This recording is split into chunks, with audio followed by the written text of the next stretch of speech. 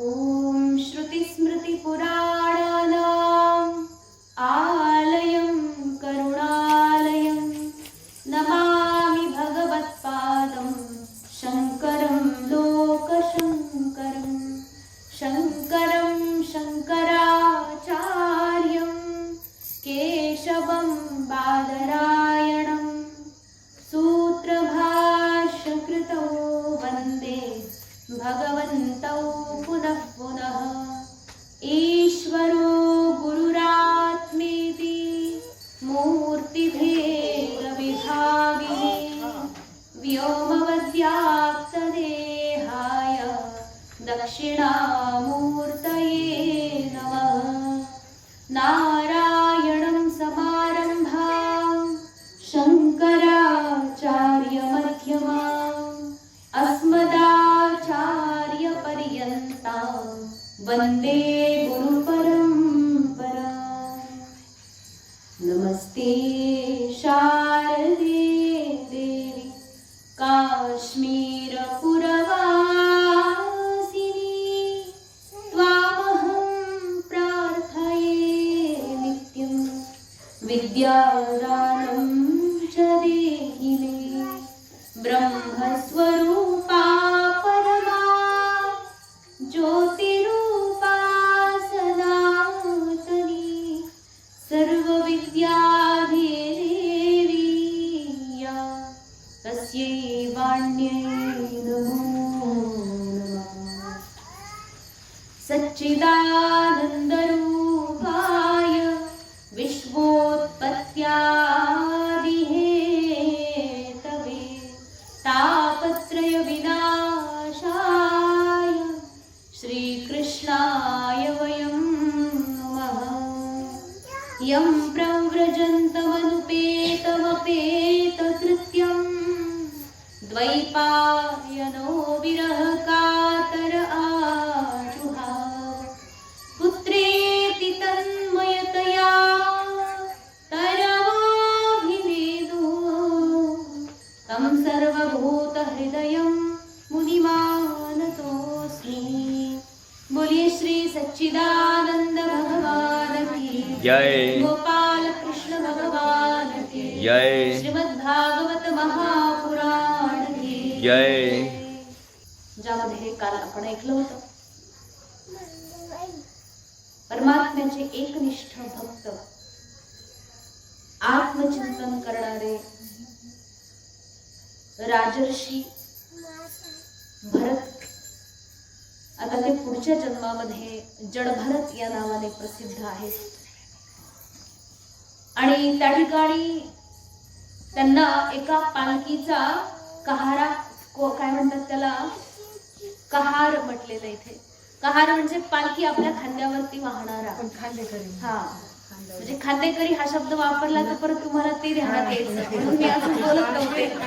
पालखी वाहक पालखी वाहक वाहक कारण खांदेकरी म्हटल्यानंतर अर्थ बदलून जाईल आणि मग परत तुम्ही नको कन्फ्युज व्हायला म्हणून मी अजून बोलले नाही। त्याचा शब्द येत होता ती पालखीला खांदा देणारा पालखी वाहक म्हणा।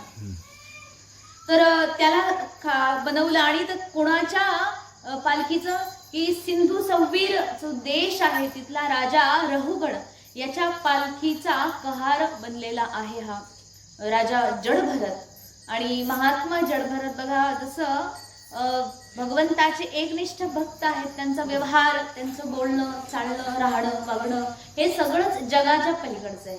ही जग सामान्य रूपामध्ये जसं वागतो व्यवहारामध्ये जसं काही करतो हे मात्र त्याच्या पूर्ण विपरीत त्या ठिकाणी आचरण करत आहे। आणि असं झालं की त्यांना त्या ठिकाणी पालखीला जोडलं होतं पण त्या पालखीला जोडल्यानंतर त्या ठिकाणी ते काय व्यवस्थित पालखी चालवत नव्हते कारण ते खाली पडलेले जे किडे मकोडे आदी मुंग्या वगैरे आहेत ते पायाखाली दबून मरून जाऊ नये म्हणून त्या ठिकाणी कधी कमी कधी जास्त असं चालत होते।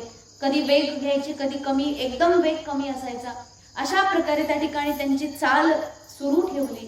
रहुगण त्या ठिकाणी राजा पहिल्यांदा त्यांनी पाहिलं की अरे असं काय होतंय हे पालखी चालवणारे आज अशा प्रकारे एकदम बिघडल्यासारखं काय करतायत। तेव्हा राजा रहुगणानं थोडंसं त्यांना विचारलं आणि अरे तुम्ही सगळे असं कसं काय करतात, एकमेकांना व्यवस्थित सहाय्य करा, व्यवस्थित पालखी चालवा, तुम्ही काही नवीन चालक आहात का, यापूर्वी पण तुम्ही चालवत होते, आतापर्यंत असं झालं नाही आणि आज कशा प्रकारे हे चांगल्या प्रकारे चालवा पालखी म्हणून त्या ठिकाणी दटावलं राजाने. असं जेव्हा ऐकलं सगळे कहार लोक घाबरून गेले, म्हणजे अरे बापरे, आता राजा आपल्याला नक्कीच दंड देईल म्हणून त्या ठिकाणी सगळ्यांनी आपलं निवेदन त्या ठिकाणी राजाला केलं. म्हटले की हे बघा राजा, तुम्ही आमचे स्वामी आहात आणि तुम्ही अशा प्रकारे आक्षेपयुक्त बोललात तर आम्ही खूप भयभीत झालो, कारण की बघा तुम्ही राजा आहात, प्रत्येकाला दंड देण्याचा तुमचा अधिकार आहे, आम्ही तुमची प्रजा आहे आणि परंतु आमचा काही दोष नाही महाराज, आम्ही अजिबात प्रमाद करत नाही, आम्ही अगदी सावधपणे तुमच्या पालखीला वाहत आहोत, पूर्वी पण तसंच वाहत होतो, आत्ताही तसंच वाहत आहोत, परंतु आता हा नवीन पालखी चालवणारा जो आलेला आहे याच्यामध्ये जोडला गेलेला आहे, हा अगदी नवीन आहे, त्याला पालखी चालवता येत नाही आणि आजच पालखी चालवायला याला त्या ठिकाणी जोडलेला असल्यामुळं त्याला काही जमतच नाहीये आणि त्याचा वेग कधी कधी एकदम कमी होऊन जातो, कधी कधी एकदम वाढतो आणि आम्ही त्याच्या वेगाला अनुकूल असं चालू शकत नाही, आम्ही याच्यासोबत पालखी वाहू शकत नाही, कारण हा व्यवस्थित पालखी चालवत नाहीये. एकतर खरं म्हणजे हा खूपच जास्त हळूहळू चालतोय आणि एवढा कमी वेगामध्ये जर आपण चालवलं तर कधी पोहोचणार, मग आमच्या वेगामध्ये त्या ठिकाणी व्यवस्थित चालवत नाहीये.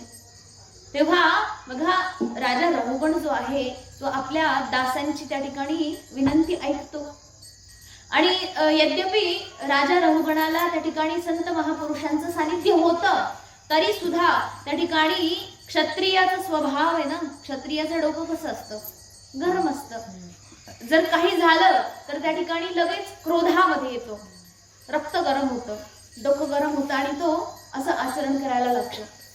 अच्छा, ब्राह्मण लोकांना तत्काळ क्रोध येत नाही आणि क्रोध जरी आला तरी ते उलट पुलट काम काही करत नाही, क्रोध जरी आला तरी ते लवकर शांत करण्यामध्ये सक्षम असतात, कारण ते इंद्रियांवरती ताबा मिळवण्याची साधना करत असतात. मुळात त्यांचा तो पिंडच जो आहे अत्यंत शांत आहे, परंतु क्षत्रियांच्या ठिकाणी स्वाभाविक तो रजोगुण असणारच, कारण की युद्ध करण्याचं जे काम आहे ते क्षत्रियानं त्याच बळावर केलेलं असतं. एखाद्याला मारायचं आणि ते बघा रक्त बघूनच इकडे बेहोशी व्हायची वेळ यायची, परंतु क्षत्रियाच्या स्वभावामध्येच ते देवाने दिलेलं आहे की तुम्हाला स्वाभाविक युद्ध करण्याची कला आली पाहिजे, त्याकरता तुमचं रक्त कसं आहे, गरम आहे. क्षत्रिय स्वभाव वशात त्या ठिकाणी राजा रहुगण भले संत महापुरुषांचं सानिध्य होतं, परंतु दृष्टी तेवढी पारदर्शी नव्हती की राजाला त्या ठिकाणी जडभरताला ते महात्मा म्हणून ओळखतील एवढ्या प्रकारचं ज्ञान त्यांना नव्हतं. मग अशा प्रकारे राजा रहुगण अत्यंत क्रोधामध्ये आले आणि क्रोधामध्ये येऊन त्यांनी त्या ठिकाणी बोलायला सुरुवात केली. काय बोलायला सुरुवात केली बघा, सरळ तर बोललेच नाही, त्यांनी राजा रहुगणाने उलट्या भाषेमध्ये उत्तर द्यायला सुरुवात केली, म्हणजे टोमणे मारायला सुरुवात केली. काय म्हटले की अरे, राजाने पहिला हा विचार केला की हा जो आहे पालखी चालक नवीन जोडलेला, हा कमी वेगामध्ये चालतोय, कधी जास्त वेग करतोय, आपली मनमानी करतोय आणि हा एकटाच असं करत आहे, बाकी त्याच्यासोबत चालणारे जे आहेत ते याच्या संगतीने बिघडू नये याचा उद्योग मला काहीतरी करावा लागेल, कारण की संगत गुण फार वाईट आहे, ज्या संगतीमध्ये तुम्ही राहाल त्याच प्रकारचे होऊन जाल. तुम्ही चांगल्याच्या संगतीमध्ये राहून पहा, स्वाभाविक चांगल्या गुणांची खाण, चांगल्या गुणांचं देण आपल्याला येत राहील, असू द्या चांगले गुण आपल्यामध्ये स्वाभाविक येत राहतील. पडले ते राहू द्या ना, मी घेतलं असतं. हा, तर संगती, चांगली संगती त्या ठिकाणी असेल तर चांगले गुण येतील, पण त्याच उलट जर वाईट संगती आपण केली, स्वाभाविक ते गुण घेण्याकरता आपल्याला प्रयत्नच करावे लागणार नाही, अजिबात शिकायची पण गरज नाही, सहज अनायासे आपल्याला कळणारही नाही की आपली बुद्धी कधी वायाला गेली खराब लोकांच्या संगतीत. राजा रहुगणाने विचार केला की अरे, हा पालखी चालक जो नवीन आलेला आहे हा स्वामी भक्त नाहीये, सेवक तत्पर नाहीये, प्रमादी आहे, बेसावध आहे, अशा स्थितीमध्ये हा त्या ठिकाणी पालखी चालवतोय आणि त्याच्या संगतीत बाकीचे जर राहिले तर हे सुद्धा त्याच्यासारखं बिघडून जातील, म्हणून त्यांच्या संगतीला सुधारण्याकरता राजा आता थोडासा क्रोधामध्ये आला आणि क्रोधामध्ये येऊन बोलायला लागला. काय म्हटला राजा की हे द्विजश्रेष्ठ, काय म्हटलंय, द्विजश्रेष्ठ बोललाय. आता द्विजश्रेष्ठ कोणाला म्हणणार तुम्ही, म्हणजे बघा सगळं उलट उलट बोलायला लागले. जे बोलला ते खरं पण आहे. हे द्विजश्रेष्ठ उलटे टोमणे मारले की तुझ्या खांद्यावरती जनेऊ तू टाकलेला आहे, जनेऊ आहे, याचा अर्थ तू ब्राह्मण आहे, तू द्विजश्रेष्ठ आहे, परंतु तुझी बुद्धी सगळी उलटी उलटी अशी कशी काय चालते. आणि मला हेच आश्चर्य वाटतंय, तुला हे जमत नसेल सगळं काम, नाही का. द्विजश्रेष्ठ म्हणून पहिल्यांदा त्याला त्या ठिकाणी बोललं. आणि जसं बघा म्हटलंय की जसं भस्म असतं ना वरती, अग्नीवरती भस्म असतं, खाली तो अंगारा असतो, तर अंगारा म्हणजे कसं, तुम्ही चूल पूर्वीच्या काळामध्ये संध्याकाळच्या वेळी जेव्हा तुम्ही चुलीमधलं ते काय म्हणतात ते राख काढायला जाणार हात घालून, तेव्हा कधी कधी भाजतं.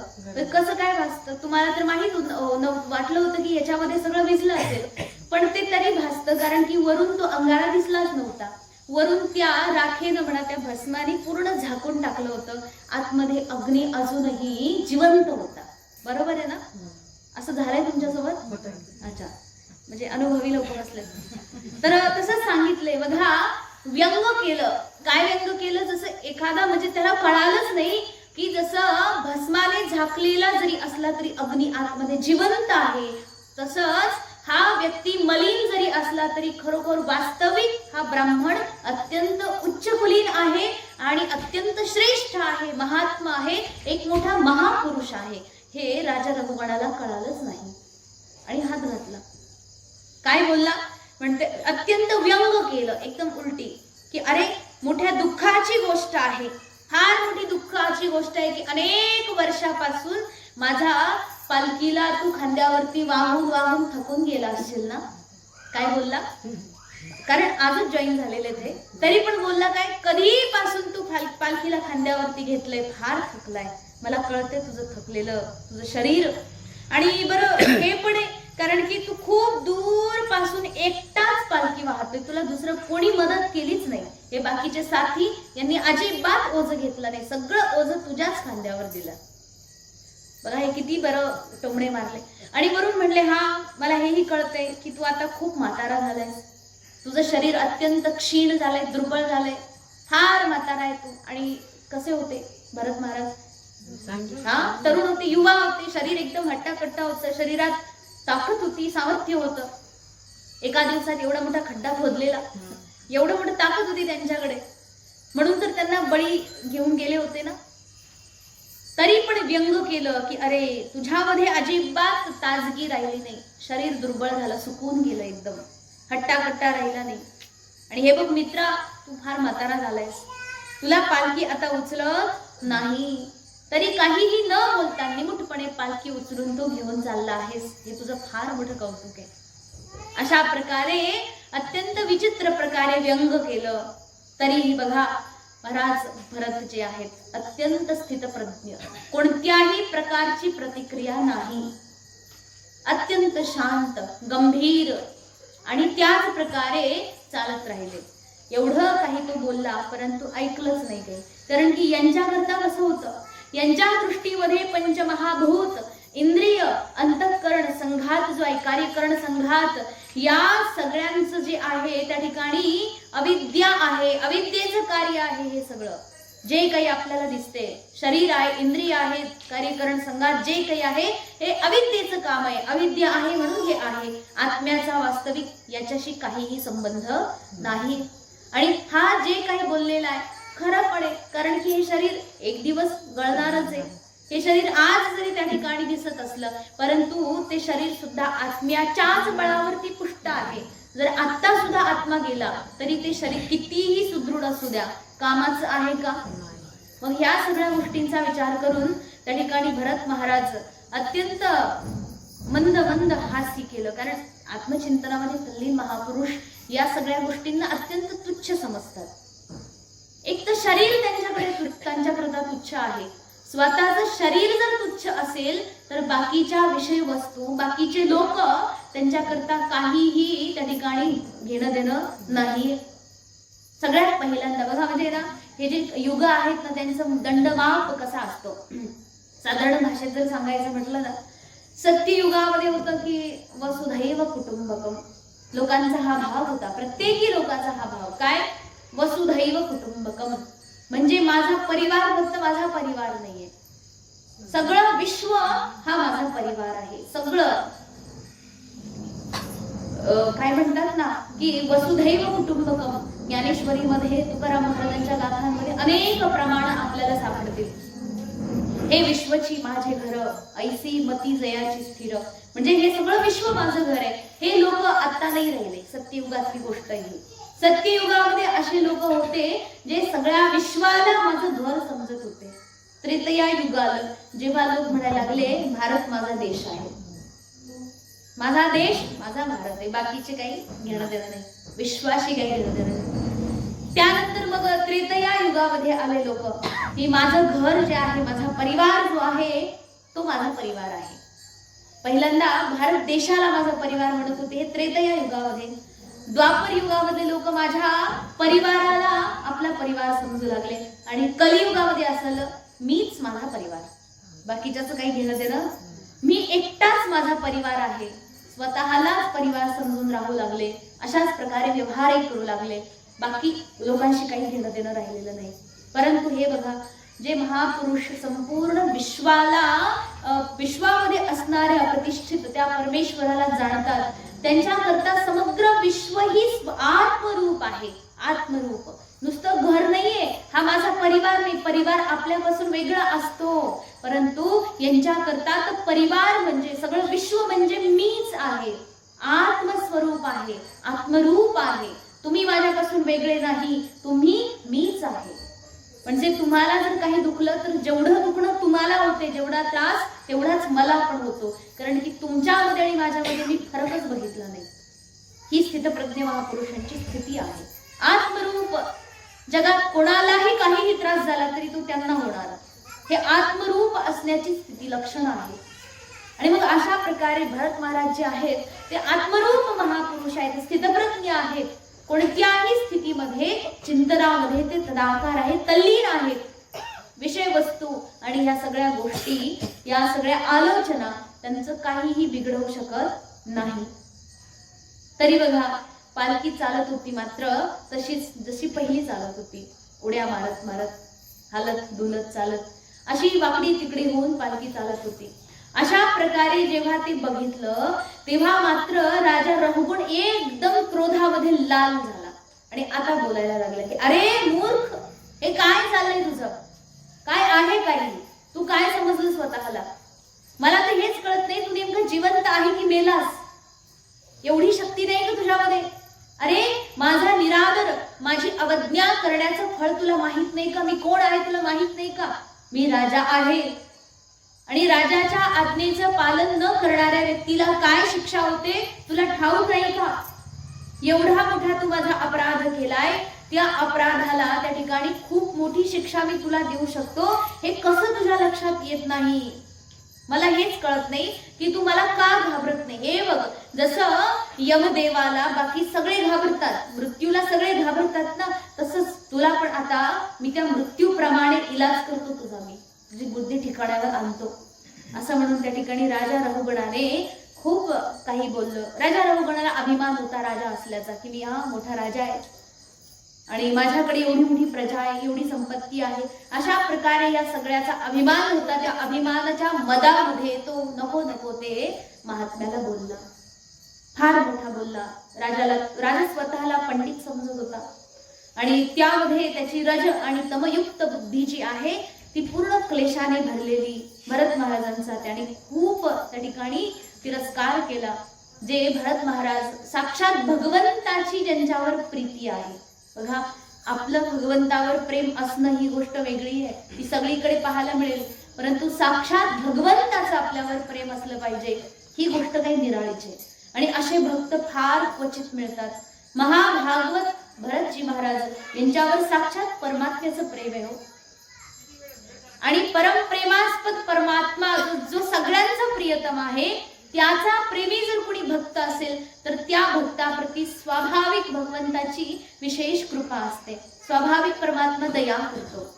आणि बघा, दया म्हणजे काय, मग तुम्ही म्हणणार भरत महाराजांची अशी स्थिती झाली कशी, ही भक्तांनी ओढवून घेतलेली स्थिती आहे. भगवान परमात्म्याने जरी त्यांना काही वैभव दिलं असतं तरी हे सगळ्या वैभवाला फेटाळून देतात, लाथ मारतात. नको मला हे सगळं सोनं नाणं हिरे मोती माणिक घर पत्नी पैसा प्रॉपर्टी हे सगळं जर मिळालं भक्ताला तर भक्त लाथ मारतो त्याला की मला नकोय हे.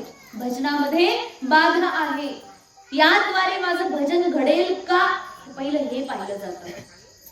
आणि भरत महाराजांच्या करता तर हे शरीर सुद्धा आता त्याज्य आहे. शरीर जरी नाही राहिलं तरी चालेल, मला काही नकोय, बाकी जगाचं काय घेऊन बसले, मला हे शरीर सुद्धा नकोय. आणि एक वेळ आपली बघा अशी येते की आपण सगळं कमावून ठेवतो, सगळं काही आपल्याला प्रिय असतं, परंतु ज्यावेळी या शरीरावर बेतून येतं ना तेव्हा आपण सगळं विकून या शरीराला वाचवायचे प्रयत्न करतो. बरोबर आहे ना? जर संपत्ती वाचवण्याकरता त्या ठिकाणी आपण मग प्रयत्न नाही करत, जरा मेलो तरी चालेल पण संपत्ती वाचली पाहिजे असं म्हणतो आपण. शरीरावर सगळ्यात जास्त प्रेम आहे आपलं. या शरीराच्या माध्यमातून तुम्ही कमावलं सगळं, परंतु ते सगळंच्या सगळं तुम्ही या शरीराला परत एकदा वाचवण्याकरता ते सगळं खर्च करणार, कारण की या शरीरापेक्षा माणसाला काहीही प्रिय नाहीये. अज्ञानी माणसाचं चाललंय बरं का. आणि हे वास्तविक आहे, तुम्हाला स्वतःपेक्षा जास्त काही प्रिय नाहीच मुळात. हे ज्ञानी लोकांचं चाललंय. अज्ञानी माणूस मला स्वतःला या शरीराला प्रिय समजून बसतो, आणि ज्ञानी व्यक्ती हे शरीर सुद्धा तुच्छ आहे, त्याच्या आतमध्ये असलेला जो चैतन्य आहे तो सर्वांचा प्रिय आहे, तो सर्वांचा प्रियतम आहे. कोण असा व्यक्ती आहे बरं, थांबा 2 मिनिटाकरता ना तुमचा आत्मा बाहेर काढून घेऊ असं कोणी म्हणेल का? म्हणजे हा म्हणेल 2 मिनिटाकरता बरं, फक्त 2च मिनिट, तुम्हाला 10 करोड देऊ ना त्याच्या बदल्यात? नाही ना. म्हणजे सगळं फिकं आहे. त्या आत्म्याला 1 मिनिट बाहेर काढून देण्याकरता कोणी तयार नाही. याचा अर्थ किती जास्त मूल्यवान आहे तो. मूल्यवान म्हणण्यापेक्षा ते अनमोल आहे, त्याला मोलच नाही लावता येत. अनमोल आहे कारण सगळ्यात जास्त प्रेम आपलं आत्म्यावर आहे. आणि हे सगळं जे विश्व दिसतंय आपल्याला, जे जे आपल्याला आवडतं ते सगळं आत्म्यासाठीच आपल्याला आवडतं. तुम्ही म्हणाल मला पत्नी आवडते, मग पत्नी तुम्हाला कशा करता आवडते विचारा बरं. पत्नी तुम्हाला आवडते तर ती कशा करता तुम्हाला आवडते? पत्नी करता आवडत नाही तुम्हाला, तिच्या करता तुम्हाला ती आवडते असं नाही, तुमच्या करता ती तुम्हाला आवडते. पुत्र तुम्हाला आवडतो की नाही? तुमचा मुलगा तुम्हाला आवडतो का? आवडतो हा, म्हणजे तुमच्या करता आवडतोय तो, त्याच्या करता नाही आवडत. तुम्ही त्याच्या करता त्याला आवडून घेताय असं नाहीये, तो तुमचा आहे म्हणून तुम्हाला आवडते. दुसऱ्याची पोरं कशाला आवडतील तुम्हाला? हा, कारण तो आपला आहे, तो माझा आहे आणि तो माझ्यासाठी आहे. म्हणजे मी माझ्या करता त्याला तो आवडतोय, मला माझ्या करता हा मित्र आवडतोय, मला माझ्या करता ही वस्तू आवडते. तुम्हाला वडापाव आवडतो, वडापावसाठी वडापाव आवडतो का तुम्हाला? स्वतःसाठी आवडतो ना. माझ्या करता मला ते आवडते. याचा अर्थ आत्मनस्तु कामाय सर्वं प्रियं भवति. शास्त्र सांगते तुम्हाला आपल्याला स्वतःसाठी सगळे प्रिय असतात, आणि ज्यावेळी आपण स्वतःच राहणार नाही ते या प्रिय लोकांचं घेऊन करायचंय काय? बरोबर ना? तेच वाक्य आहे आत्मनस्तु कामाय. म्हणजे विचार करा, आत्मा हा सर्वाधिक प्रिय वस्तू आहे आपल्याकरता. जर आत्मा गेला तर याच्यापेक्षा जास्त प्रिय आपल्यासाठी काहीही उरत नाही. आणि ही गोष्ट ज्या महापुरुषांना कळते ते सगळ्या जगाला सोडून देतात आणि फक्त आपल्यामध्ये रमतात. कारण माझ्यापेक्षा जास्त मला काहीच आवडत नाही, मग मी माझीच संगती करावी, मी माझीच सेवा करावी, मी माझ्यामध्येच रमावं, मी त्या आत्म्याचीच संगती, त्याचंच सानिध्य घ्यावं, कारण की तोच वास्तविक माझा प्रियतम आहे, तोच मला आवडतो, बाकी जगाचं मला घेणं देणं नाही. अशा स्थितीमध्ये आरूढ असणारे बघा महात्मा भरत, ज्यांची स्थिती किती दिव्य असेल. कारण की एक तो माणसाला पूर्वस्मृती, अनुभवाचं शहाणपण ज्याला म्हणतात ना, अनुभव आलेला आहे की जग दुःखमय आहे. किती आता तुम्ही कोणाला काही सांगा की जगत दुःखमय नाहीये, ज्याला कळालंय त्याला कळूनच जाणार आहे. समजा काही उदाहरण घ्यायचं जर ठरवलं, तुम्ही समजा जेवण केलं, जेवणामध्ये काय होतं, काहीतरी गडबड सगळं जेवण होतं आणि त्यातून तुम्हाला प्रचंड त्रास झाला आणि परत म्हटलं की हेच जेवण तुम्ही खाणार का? नाही खाणार, नक्कीच नाही खाणार. आणि जर खाल्लं तर बरोबर आहे. अनुभव आला की नाही तुम्हाला? फार अनुभव आला. जसं एखाद्या ठिकाणी फार मोठी ठेच लागली, तुम्हाला माहित नव्हतं, काही दगड वगैरे होता, दुसऱ्या वेळेस चालताना किती जपून चालणार? आता असं जपणार ना, जिथे दगड नाही तिथे सुद्धा जपूनच चालणार व्यक्ती. का? अनुभव आला, अनुभवाचं शहाणपण. इथे भरत महाराजांना फार मोठा अनुभव होता, जन्म वाया गेल्याचा अनुभव.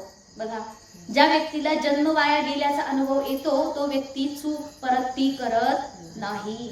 पूर्वीच्या जन्मामध्ये मी राजा होतो, एवढे सत्कर्म केले आणि शेवटी मरता मरता हरणाची आठवण घेऊन मेलो, ती आठवण राजाला आहे आणि त्या आठवणीनं जगत आहे. त्याच्यामुळे परत अशी चूक करायची नाही. बघा, आता तरी आपल्याला कळालं पाहिजे, जन्म वाया गेला तरी पण आपण ती चूक परत करतोय, ती चूक परत परत करतोय. मग आपल्याला काय म्हणायचं? हा, एकदा वायरला हात लावला, करंट बसला, परत परत वायरला हात लावणारा तुम्ही काय म्हणणार बरं? त्याला मरायचं, जाऊ दे मर. संत महापुरुष उपदेश करतात, केवढं उदार अंतकरण त्यांचे. उपदेश करतात करतात करतात, शेवटी हात जोडून पाया पडून उपदेश करतात. आता तरी देवाचं नाव घे बाळा, तरी तो घेत नाही आणि परत तिथे जाऊन मरतो. मग ते काय म्हणतील? मरायचे मर.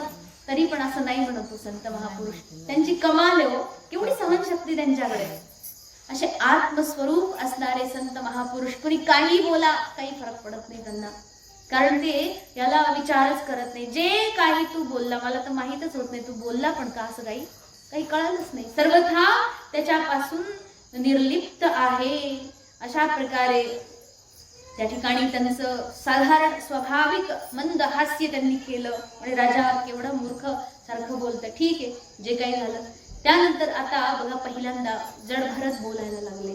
काय बोलतात? ब्राह्मण उवाच त्वयोदितं व्यक्तम अविप्रलब्धम भर्तु समे स्यात् यदि वीरभारः गन्तुर्यदि स्यात् अधिगम्य मध्वा पीवेति राशौ न विदाम प्रवादः. हे राजा, तू आता काय बोलला? तू जे काही बोलला यथार्थ बोलला, एकदम खरं बोलला. तू जे काही बोलला तुझं अजिबात चुकलं नाही, काही जे बोललं. आणि जे काही तू बोलला हे अजिबात टोमणं नाही बरं का, उलाहना अजिबात नाही. हे कोण बोलताय? जडभरत बोलतायत. हे बघ, हे जे काही आहे, मी तुला काय वाटतं की मी भार वहन करतोय? हे भार वहन करणं आणि हे भार जो आहे ती वस्तू आणि तो भार, हे सगळं वास्तविक जर पाहायला गेलं तर हे सगळं काहीही नाहीये. वस्तुतः याचं काही अस्तित्वच नाहीये हे जे काही चाललेलं आहे. कारण हे सगळं चालणारा, वाहणारा, भारण करणारा, चालवणारा तो आत्माच केवळ आहे. आणि तू जे काही बोलतोय ते निरर्थक जरी नसलं तरी मला तरी वाटते, हा, तू जे बोललेलं आहे ते सार्थक आहे. तू जे काही बोलला ते खरं आहे, कारण की मी वहतच नाहीये. मुळात तू आता काय म्हटलेलं आहे की तू म्हातारा झाला वगैरे वगैरे. आणि हे जे म्हातारा असणं, तू आता जाडजूड राहिला नाही, शरीर एकदम क्षीण झालं, दुर्बळ झालं, हे जे काही आहे ते सुद्धा यथार्थ आहे.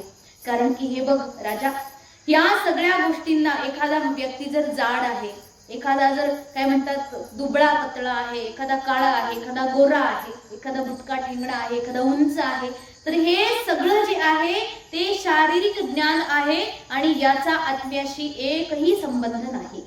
कुणी कसा का असे ना, बाह्यंगाने आत्मा त्याचा सगळ्यांचा इथून तिथून सारखा आहे. जसं सगळ्यांचं रक्त लालच आहे ना हो, काही का असे ना. एखादा काळा माणूस जरी असला त्याचं रक्त कसं आहे? लाल आहे. एखादा पांढरा माणूस जरी आणला तरी तो कसा आहे? रक्ताने. का त्याचं रक्त लगेच पांढरं दिसेल? जशी गाय आहे, गोमाता पांढरी गाय पण पांढरं दूध देते, काळी गाय काळं दूध देते, पिवळी गाय पिवळं दूध देते. मग कसं देते? पांढरंच दूध देते. काळी गाय पण पांढरंच दूध देते, पांढरी गाय पण पांढरं दूध देते. काही फरक नाहीये. जसं गाय कशी का असे ना तिचं दूध पांढरं आहे, त्याच प्रकारे आपण बाह्यांगाने कसे का असानात आपला आत्मा सगळ्यांचा एक आहे, एक स्वरूप आहे, अजिबात कुठला भेद नाहीये. त्याच्यामुळे शरीराकडे पाहणं आणि शरीराच्या माध्यमातून एखाद्या व्यक्तीच्या विषयी आकर्षण ठेवणं अत्यंत जडत्व आहे. एकदम ही जड बुद्धी आहे, हे वास्तविक नाहीये. आणि शरीराची स्थूलता, जाडपणा शरीराची कृशता, आधी व्याधी, भूक, तहान, भय, कलह, त्यानंतर इच्छा, वृद्धावस्था, झोप, प्रेम, क्रोध, अभिमान, शोक, हे सगळंच्या सगळं जे आहे ना, देहाचा अभिमान घेणारा तो आहे जीव. त्याच्यामध्ये हे उत्पन्न होणारे विकार आहेत. मुळात हे विकार या शरीराचे सुद्धा नाही आहेत. शरीर काय करणार आहे? या जीवाला त्याचं सगळ्याचं तादात्म्य होतंय ना, त्याच्याशी अटॅचमेंट आहे, म्हणून तर हे सगळं होते. या जीवाचे हे सगळे विकार आहेत. वस्तुतः आत्मा या सगळ्या विकारांपासून मुक्त आहे, निर्विकार आहे. आणि मी तर आत्मस्वरूप आहे. हे जे काही तू बोललास ते शरीराचं बोलला, तो जीवाचं बोलला, आणि मी तर आत्मा आहे. मी आत्मस्वरूप असल्यामुळे तू जे काही लक्षण बोलला ते माझ्यात बसत नाही. ते तरी आपल्याकडे एक म्हणतात ना, समोरच्याने आपल्याला गाढव म्हटलं तर आपण काय लगेच गाढव होऊन जातो का? हे म्हणायचं उचित म्हणजे कसं वाक्य बघा. तो गाढव म्हटला, मग आपण गाढव होऊन जात नाही, कारण आपण खरंच गाढव नाहीयेत. मग आपण पहिलं हे मूल्यमापन करायचं की समोरचा जे काही बोलला ते सगळे लक्षण माझ्यात बसतात का? आणि जर लक्षण बसतच नाही तर मग उगाच कशाला आपण ऍक्शन करायची, रिएक्ट व्हायचं त्या वस्तूप्रती, त्या समोरच्या प्रती आपण उगाच कशाला प्रतिक्रिया द्यायची. मग त्याच प्रकारे भरत महाराजांच्या मनात ते चाललंय की तो जे काही बोलला ते लक्षण माझ्यात बसत नाही, कारण मी आत्मा आहे. आणि आत्म्याचे लक्षण त्यांनी जे केले ते सगळं चुकीचे आहेत, त्याच्यामुळे ते माझ्यात बसत नाही. हे सगळे लक्षण जीवाचे आहेत, म्हणून निर्विकार राहिले. जसा आत्मा निर्विकार आहे तसंच भरत महाराज निर्विकार राहिले आणि मंद मंद हास्य केलं. म्हणतात, हे बघ राजा, तू जे काही म्हणतोय ना, हे सगळे लक्षण जे जगतात, जे जन्म घेतात आणि जे मरण पावतात अशा विकारी पदार्थांमध्ये बसतात. ज्याचा जन्म झालेला आहे, हे सगळे जन्माला आलेले जीव आहेत, या जीवांच्या ठिकाणी हे लक्षण बसतात. आणि ते माझ्यात बसत नाही, कारण की मी ना जन्माला आलोय ना मी कधी मरणार आहे. त्याच्यामुळे बघा, मी ना जन्माला आलोय ना मरणार आहे हा भाव त्यांच्यामध्ये एवढा दृढ होता की त्या व्यक्तीने बळी देण्याकरता त्यांच्यावरती चालवलेली तलवार त्यांना कळालीच नाही, कारण की त्यांच्याकरता अजेय अमर असणारा तो परमात्मा आहे. तो स्वाभाविक स्वतःमध्ये ते अनुभव करतात की अरे मी तर आत्मा आहे, आणि आत्म्याला नैनम छिन्नन्ति शस्त्राणि नैनम दहति पावक न चैनम क्लेदयन्त्यापो न शोषयति मारुत. आत्म्याला न कोणतं शस्त्र मारू शकते ना अस्त्र मारू शकते. अग्नी जाळू शकत नाही आत्म्याला, त्या ठिकाणी पाणी ओलं करू शकत नाही आत्म्याला, आणि वायू आत्म्याला वाळवू शकत नाही. याचा अर्थ आत्म्याचं काही कुणी काहीच करू शकत नाही, ना चांगलं करू शकते ना वाईट करू शकते. त्याच्यामुळे मी निर्भय आहे, निश्चिंत आहे या सगळ्या गोष्टीपासून. आणि तुम्ही जे काही बोललात, हे नरेश, मी तर चला मी सेवक आहे, तुम्ही स्वामी आहात, मी सेवक आहे, आणि मी प्रजा आहे, तुम्ही राजा आहात. तुमच्या आज्ञेचं पालन करणं त्या ठिकाणी मी माझी काय म्हणतो एक विशेषता समजतो की ठीक आहे, आज्ञा पालन केली पाहिजे, मी प्रजा आहे. परंतु तरी सुद्धा हे बघा, या भेद बुद्धीला मी फक्त व्यवहार समजतो की तुम्ही राजा जरी असले, मी प्रजा जरी असलो, तरीही हा जो भेद आहे तो व्यवहार आहे, फक्त हा परमार्थ नाहीये. बघा, सत्ता 3 प्रकारची जी असते ना, व्यावहारिक, त्यानंतर प्रातिभाषिक आणि पारमार्थिक. व्यावहारिक सत्तेमध्ये बरोबर आहे, तू राजा आहे, मी प्रजा आहे, त्याच्यामुळे हा फक्त व्यवहार आहे. आणि याला जर अत्यंत खरं समजून बसलं तर हा प्रतिभास आहे. मी पिता आहे, तू पुत्र आहे, अशा प्रकारचा हा व्यवहार आहे. परंतु पिता आणि पुत्र हा भाव जर घट्ट धरून त्यालाच खरं समजून बसला तर मग मात्र हा प्रतिभास आहे. हा प्रतिभास तुम्हाला परमार्थापासून दूर ठेवतो. परमार्थामध्ये बघा, हा जो व्यवहार आहे, पिता पुत्राचा संबंध, शास्त्र उचित आहे, परंतु व्यवहार आहे. अध्यात्माचा जर विचार केला, परमार्थाचा जर विचार केला, तर ना कुणी पिता आहे ना कुणी पुत्र आहे. पिताही नाहीये ना कुणी पुत्रही नाहीये, हे दोघे समरूप आहेत. दोघांचा आत्मा जसा एक आहे तद्वत सांगितले. राजा, तू जरी राजा असला आणि मी जरी प्रजा असलो तरी माझ्या दृष्टीने हा फक्त व्यवहार आहे. जोपर्यंत व्यवहार चालू आहे तोपर्यंत तू राजा आहेस, परंतु पारमार्थाचा जर विचार केलास तर मग मात्र ना तू राजा आहे ना मी प्रजा आहे, आपण दोघेही आत्मस्वरूप आहोत. अशा प्रकारचं इतकं दिव्य वचन त्या ठिकाणी राजा भरतांनी बोललेलं आहे. बघा बरं, हाच तर खरा भेद आहे. आपण म्हणतो ना, मग परमार्थ करत असताना सगळे सारखे म्हणतो की नाही आपण, सगळे सारखे, कुणी येऊ द्या, सगळे खालीच बसणार आहेत. कशाला कोणासाठी फार उच्च सिंहासनाने सोफे बोफे लागवत बसायचे? आवश्यक नाहीये. प्रजा असेल तर कुणी संत महापुरुष आले तर त्यांचा आदर तुम्हाला वेगळ्या प्रकारे करावा लागेल. परंतु तुमच्यासारखे जर तुमच्यातलेच कुणी साधारण व्यक्तिमत्व जरी कुणी आलं, ते असाधारण व्यवहारिक दृष्ट्या असेल, पारमार्थिक दृष्ट्या ते सगळे साधारण आहेत आणि ते साधारणाच्याच पंक्तीमध्ये बसतील, विशेष लोकांच्या पंक्तीमध्ये ते बसू शकत नाही. मग हा जो असाधारणपणा इथे दाखवला जातो परमार्थामध्ये, हा भेदभाव कशा करता? याचा अर्थ तुम्ही परमार्थ करतच नाही. परमार्थामध्ये सुद्धा व्यवहार घालवलेला आहे, पारमार्थामध्ये सुद्धा प्रतिभाषिक सत्तेलाच जपलेलं आहे, तर परमार्थ काही कामाचं नाही. मग अशा प्रकारे या ठिकाणी राजा भरतांनी बघा, राजा रहुगणाचे कान उघडणी केली आहे. पुढे सांगितले बघा, परमार्थिक दृष्ट्या हे सगळं काहीही नाहीये. हा स्वामित्वाचा हा निव्वळ फुसका अभिमान आहे. तुमच्याकडे मी राजा आहे याचा जो अभिमान आहे, या सगळ्याचा त्याग केला तरच उचित आहे. आणि खरं तर मग मी कसा आहे, सगळ्या जगाला वाटतो जड, उन्मत्त, मत्त सारखा मी राहतो, कारण मी आत्मचिंतनामध्ये तल्लीन आहे, तदाकार आहे.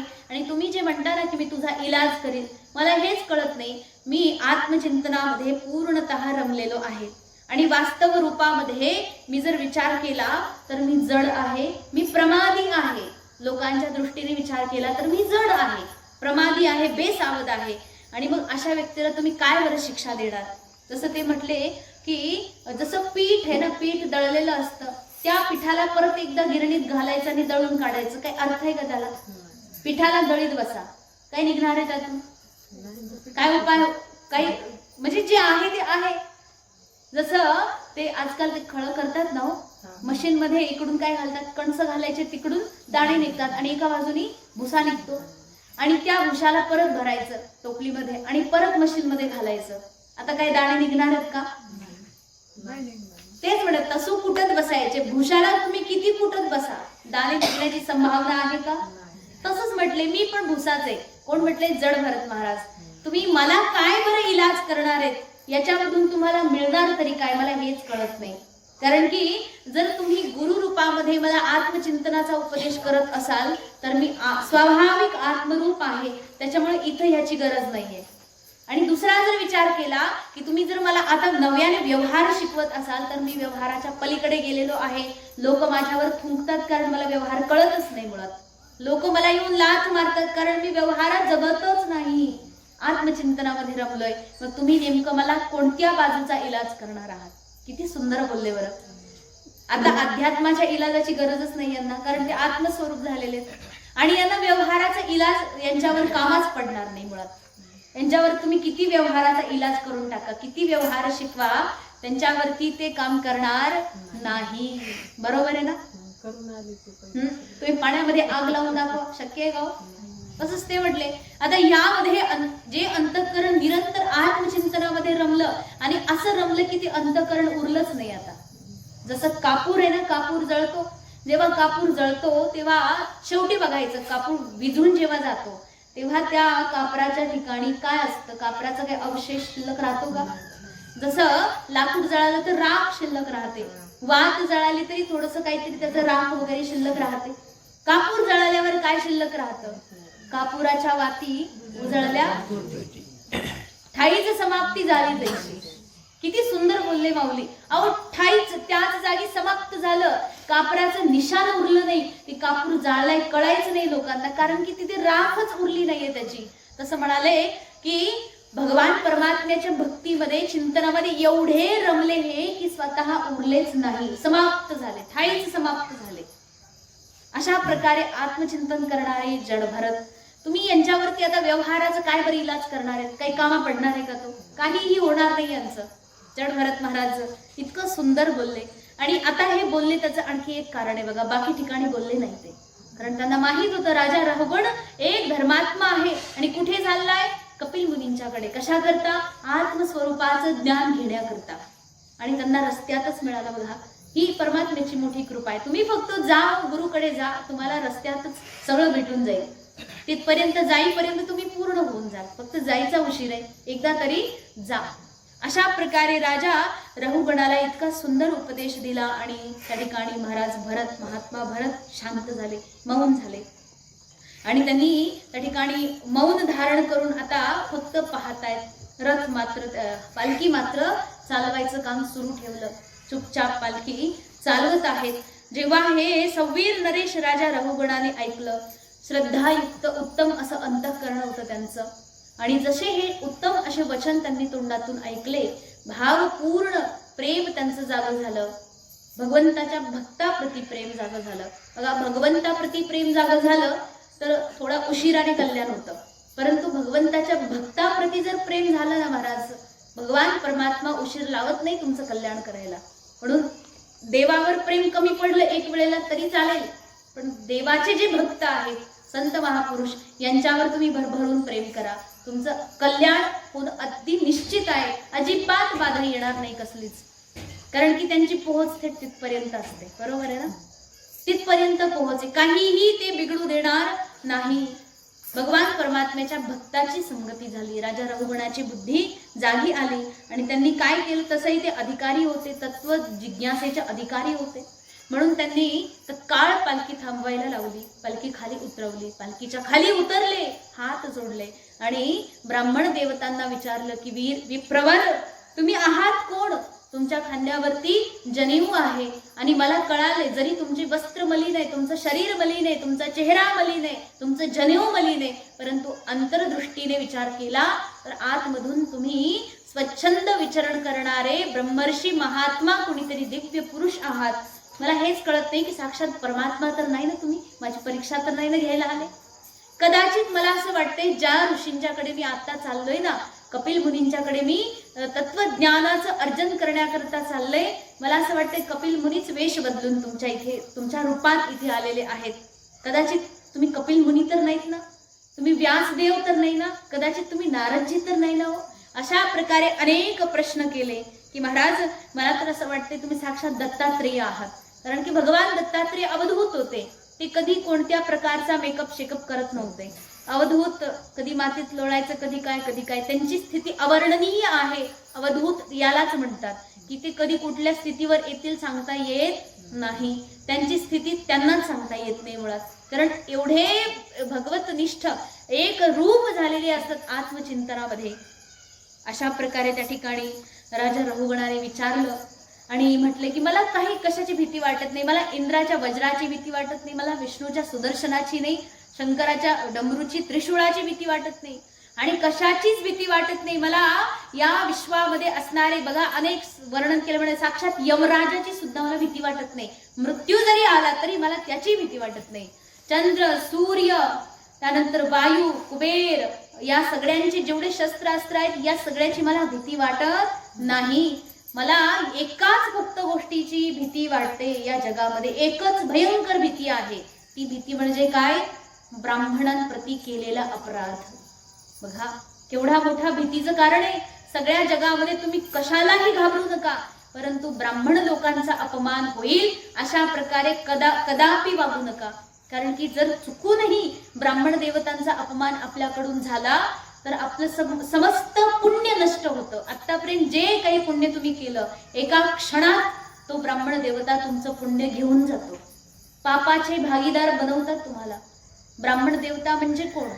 असे संत महापुरुष जे आत्मचिंतनामध्ये तल्लीन आहेत, असे संत महापुरुष जे आपला एक क्षणही निरर्थक घालवत नाही, केवळ आत्मचिंतन करण्यामध्ये निमग्न आहेत. अशा संत महापुरुषांचा चुकून पण कधी अपमान करायचा नाही, थोडाही त्यांचा अपराध करायचा नाही. अपराध जर झाला की संपलं तुमचं, वाया गेलं सगळं. मग तेव्हा राजा रहुगण म्हणते, महाराज मला हेच कळत नाही की तुम्ही आहात कोण, ब्राह्मण कुळामध्ये आहात हे तर कळतंय, आणि एवढं कळूनही मी तुमचा अपमान केला. मला तर आता भीती वाटायला लागली की नेमकी माझी गती काय व्हायची. अत्यंत भयभीत झालो आहे. हे मुने, तुम्ही नेमके आहात कोण? साक्षात श्री हरीने तुम्हाला काही पाठवलं तर नाही ना? योगेश्वराचं रूप घेऊन तुम्ही अचानक इथे असे आला आहात. मला हे कळत नाही, तुम्ही कालपर्यंत नव्हते, आज अचानक इथे आला आहात. काही माझं कल्याण करायला तर नाही ना आलात? जर असं असेल तर मग मात्र मी धन्य आहे. कृपा करून आपण आपल्या स्वरूपाचा परिचय द्यावा. तुम्ही आहात कोण अशा प्रकारे मला सांगावं. आणि तुम्ही मला म्हणत होते की व्यवहार आणि परमार्थ हे जे काही तुम्ही मला सांगत होते, मग हे जे काही आहे मला हेही काही कळत नाही. कारण की तुम्ही काय म्हणाले की हा जो व्यवहार आहे हे खरं नाहीये. तुम्ही काय म्हणाले की हे खरं नाहीये. पिता पुत्र आदी आदी जे काही संबंध आहेत, या वस्तू जेवढ्या आहेत या सगळ्या खऱ्या नाही, हे सगळं खोटं आहे. तुम्ही हे जे मला सांगतायत, पण मला हेच कळत नाही खोटं कसं आहे. जर एखाद्याला म्हटलं की एखादा खोटा माठ घे आणि त्या खोट्या माठामध्ये पाणी भरून आण, कसं शक्य आहे? खोट्या माठात खोटं पाणी भरून आणता येईल. खोटा माठ म्हणजे कसा? कागदाचा बनवलेला, किंवा एखादा फलक आहे, फळ्यावरती तुम्ही माठाचं चित्र काढलं आणि म्हटले याच्यात पाणी भरा, मग तुम्ही काय करणार? आणू शकता? समजा एखादा शहाणा निघला थोडा, त्यांनी लगेच तिथं पाण्याचं चित्र काढलं, पाणी माठावरती डॅश डॅश डॅश हे घे पाणी करतात ना शाळेमध्ये पोरांना शिकवायला. ह्या जो माठ आहे ह्या माठामध्ये बघा पाणी आहे, मग या पाण्याला दाखवलं म्हणजे हे काय माठ आणि ह्या माठात पाणी. मग तुम्ही एखादा म्हटलं मग पिऊन दाखवा ना. आता कसं शक्य आहे? माठ खोटं आहे, त्याच्यामध्ये पाणी पण खोटं आहे, आणि त्या खोट्याला जर खरं समजलं की हा माठही खरं आहे पाणी पण खरं आहे, पण आता म्हटलं पिऊन दाखवा, तर तो खोटा माठ पाणी पिण्याचं काम करू शकतो का? नाही करू शकत. त्याच्यात ग्लास बुडवून तुम्ही पाणी पिऊ शकता का? नाही करू शकत. का? कारण की तो खोटा आहे. आणि जो माठ खरा आहे, ज्याच्यातून आपण खरोखर पाणी पितो, त्या खऱ्या माठाला खोटं कसं म्हणायचं? जे तुम्ही आता म्हणत होते ना हे जग खोटं आहे, मग याला खोटं म्हणायचं कसं? मला हेच कळत नाही. देहादी जेवढे आहेत हे सगळे, यांचा काही आत्म्यावर काही प्रभाव होत नाही का हो?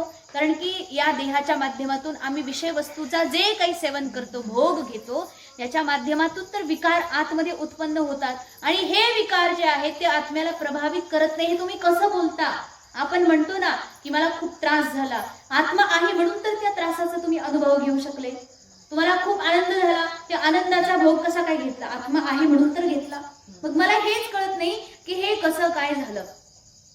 जसं चुलीवर जर तुम्ही पाणी ठेवलं एखाद्या पातेल्यामध्ये, पाणी उकळतं, पाणी उकळलं की त्यानंतर तुम्ही त्यामध्ये तांदूळ वगैरे टाकले तर ते तांदूळ आतून शिजून निघतात, त्याचा भात तयार होतो. त्याच प्रकारे सांगितलं की हे जे देह आहे, या देहामध्ये जे इंद्रिय आहेत, जे प्राण आहे, ही मन, या मनाचं सानिध्य करून त्या ठिकाणी आत्मा जो आहे त्या ठिकाणी धर्म, अर्थ, काम, मोक्ष आदी या सगळ्याला परिश्रमपूर्वक करतो, पुरुषार्थ करतो. मग त्या ठिकाणी जे काही तो करत आहे त्याचा तो अनुभव सुद्धा घेतो. मग तुम्ही याला खोटं कसं काय म्हणता? त्याला व्यर्थ कसं काय म्हणता? मला हेच काही कळत नाही. आणि मी राजा आहे, रघुगण म्हणतो बघा आता मी राजा आहे. आणि जसं परमात्मा राजा आहे, ईश्वर आहे, तो सगळ्यावरती शासन करतो म्हणून तो ईश्वर आहे, त्याच्याकडे शासकत्व आहे म्हणून तो ईश्वर आहे. तसंच म्हटले त्या ईश्वराचा मी दास, मी सुद्धा छोट्या भागाचा का होईना राजा आहे ना, त्याच्या आज्ञेनं त्याचं पालन करतोय मी. आणि जर मी एखाद्याला कुठल्या त्याच्या अपराधाबद्दल शिक्षा देत असेल तर ती शिक्षा खोटी कशी असू शकते? खरी शिक्षा देतोय मी त्याला. मग हे सगळं जेव्हा मला काही कळत नाहीये, मग तुम्ही जे म्हणताय की एका दळलेल्या पिठाला परत दळत बसायचं, त्यातून काय निघणार आहे? मग हे कसं काय? तुम्ही मला अजिबात कळलंच नाही, याचं तारतम्यच काही कळालं नाही. हे दीनबंधो, मी राजसी अभिमानामध्ये चूर चूर झालेलो आहे. तुमच्यासारख्या साधूची मी अवज्ञा केली, अपमान केला, त्याबद्दल तुम्ही मला कृपादान द्यावा. आणि मी कशा प्रकारे अपराध मुक्त होऊन आत्मचिंतन करून तुमची कृपादृष्टी मला कशा प्रकारे प्राप्त होईल, आणि मी अभिमान शून्य होऊन विश्वबंधू भगवान श्रीहरीच्या भजनामध्ये तुमच्यासारखाच रमून जाईल, असं कधी होईल त्याची मला कृपा करावी. अशा प्रकारे हे भगवन, हे नारायण, तुम्ही कृपा करून मला त्या आत्मचिंतनाचा उपदेश द्यावा, अशी प्रार्थना राजा रघुगणानं केली. ही प्रार्थना श्रवण केली. यानंतर आता जडभरत महाराज राजा रघुगणाला दिव्य उपदेश या ठिकाणी करणार आहेत. याचबरोबर या ठिकाणी पंचम स्कंधाचा 10वा अध्याय पूर्ण झाला. आता 11वा अध्यायाला उद्या प्रारंभ होईल, ज्यामध्ये महाराज भरत खूप सुंदर उपदेश करतात राजा रघुगणाला. या उपदेशाला आपल्याला अजून 2-3 दिवस असंच ऐकायचे, आणि फार गोड उपदेश बरं का. इतका सुंदर उपदेश दिलेला आहे. आत्मस्वरूपाचं चिंतन एवढं वेदांत असलं तरी सुद्धा अगदी सामान्य भाषेत सामान्य उदाहरण देऊन बोललेलं आहे. आणि ही साक्षात भगवान श्री शुकदेवजी महाराजांची, भगवान वेदव्यासांची कृपा आहे आपल्यावरती. त्यांना माहित होतं हे जर कलियुगाचे लोक एवढे जड बुद्धीचे आहेत, की यांना साधं वेदांत कळणारच नाही, अगदी कितीही त्या ठिकाणी सांगितलं कळणार नाही, म्हणून अगदी सामान्य भाषेमध्ये फार क्लिष्ट शब्दांचा वापरही केला नाही आणि अत्यंत सुंदर, अत्यंत सुस्पष्ट भाषेमध्ये बोललेत. छान छान उदाहरणं आणि छान छान प्रमाण त्या ठिकाणी देऊन, दृष्टांत देऊन देऊन आपल्याला समजावून सांगण्याचा विशेष त्या ठिकाणी प्रयत्न केलेला आहे. अशा प्रकारे आजची झालेली सेवा भगवत चरणी समर्पित करून वाणीला विश्राम देऊ. ओम पूर्णमदः पूर्णमिदं पूर्णात् पूर्णमुदच्यते पूर्णस्य पूर्णमादाय पूर्णमेवावशिष्यते. ओम शांती शांती शांती.